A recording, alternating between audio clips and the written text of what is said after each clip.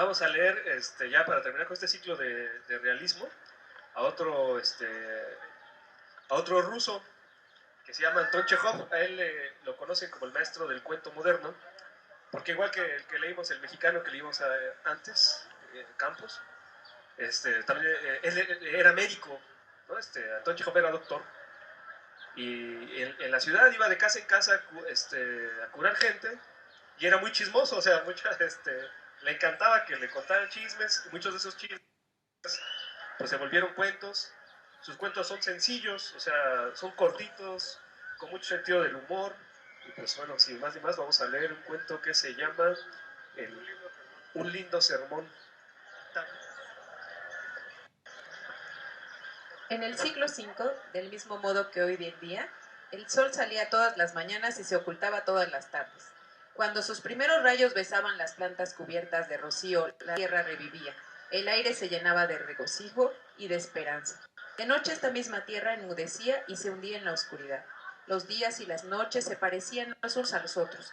De vez en cuando en el cielo aparecían nubes y retumbaban furiosos truenos, o algunos de los monjes volvían al convento, contando a la cofradía que habían visto un tigre en las cercanías de aquel.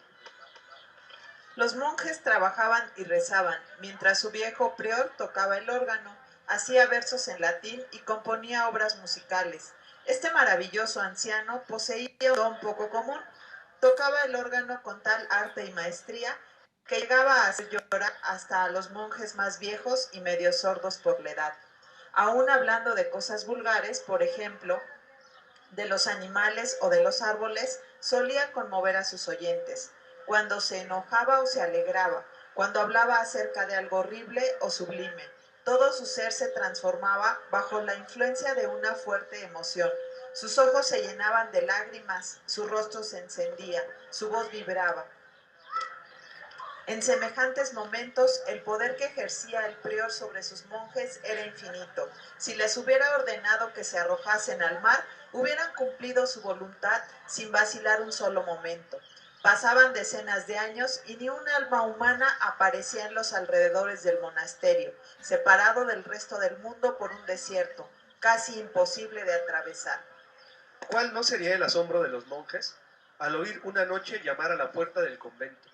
Al abrirla, se vieron en presencia de un hombre, un vulgar pecador, amante de la vida. Les explicó que había ido a cazar, bebió en demasía y se perdió.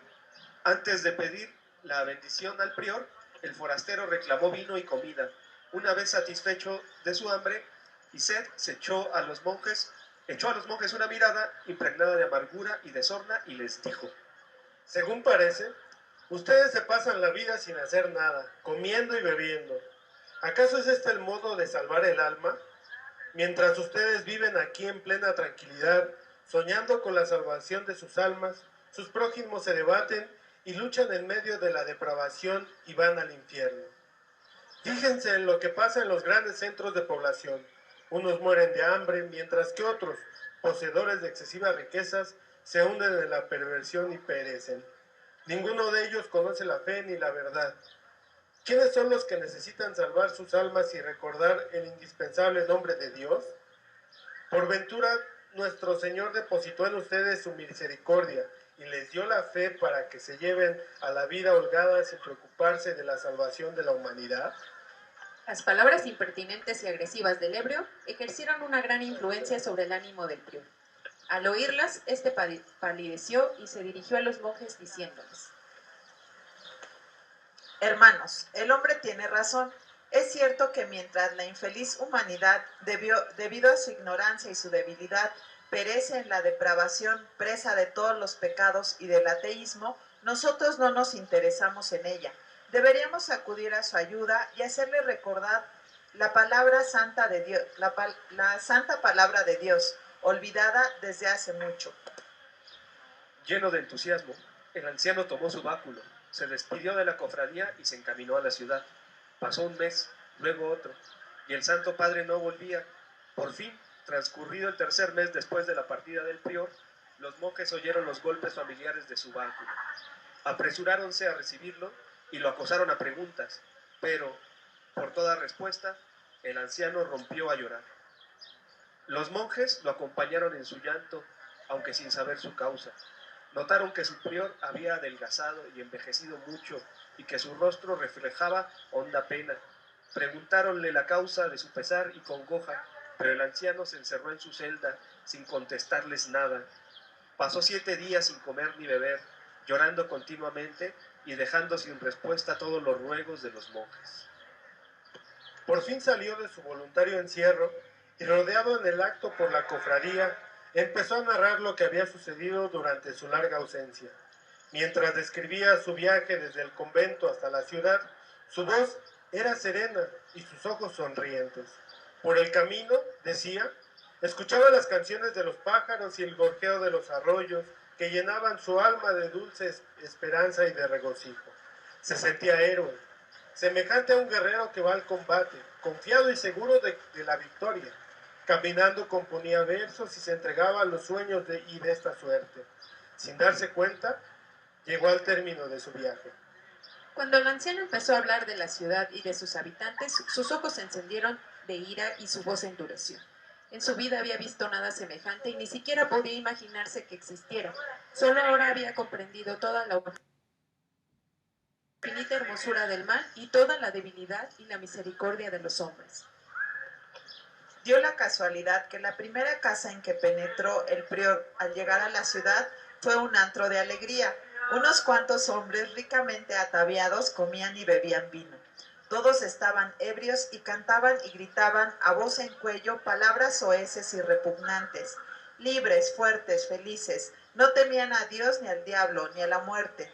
Estimulados por la voluptuosidad y la gula, hacían y decían lo que les daba la gana. El vino cristalino y chispeante de oro era, sin duda, muy atrayente, pues el que lo bebía sonreía con beatitud y pedía más. El líquido de color de ámbar respondía a las sonrisas de los hombres, echando alegres chispas, como si conociera el poder diabólico que ejercía sobre ellos. Presa de la más viva indignación y llorando de ira, el anciano seguía describiendo lo que había visto en aquella casa. Sobre la mesa, decía, estaba de pie una mujer semidesnuda, de una hermosura perfecta, esa cortesana joven, con guedejas rubias, ojos negros y labios rojos y voluptuosos, privada de pudor y de decoro, enseñaba su bello cuerpo que parecía esculpido en mármol, y delirante de amor, sonreía mostrando sus dientes de perla, como si quisiera decir, mirad qué hermosa y desvergonzada soy. La seda y el tul envolvían en graciosos pliegues sus hombros de alabastro, pero la corruptible belleza se resistía a quedar oculta y trataba de salir de entre los tejidos. La mujer bebía vino, cantaba, reía carcajadas y se entregaba al primero que lo solicitaba. Alzando los brazos al aire y lleno de indignación, el prior describió luego las carreras de caballos, las corridas de toros, los teatros, los estudios de los artistas que pintan y esculpen mujeres desnudas. Hablaba con entusiasmo y elocuencia, y los monjes extasiados lo escuchaban con sumo interés.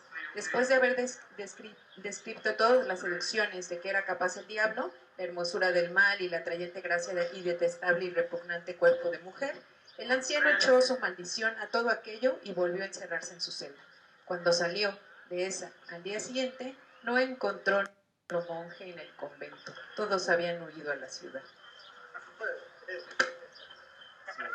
Ya, si quieres comentar algo, ya todos los comentamos. Sí, bueno, este cuento es muy emblemático.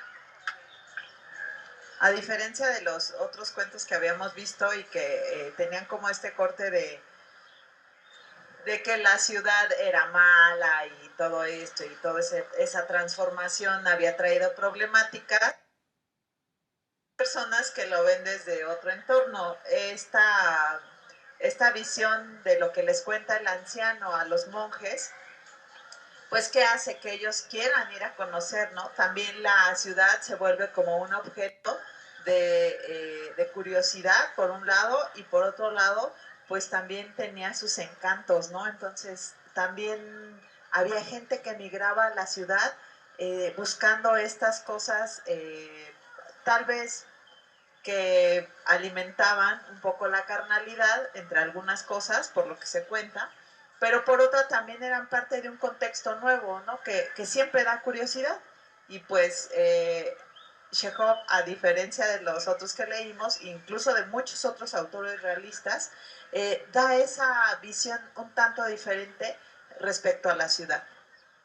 Bueno, también podemos no ser tan mal pensados, y qué tal si los monjes fueron a salvar la ciudad, ¿no? Hicieron una escuadra, fueron a visitar a todas las casas y enseñarles qué es lo que debían, qué era lo correcto.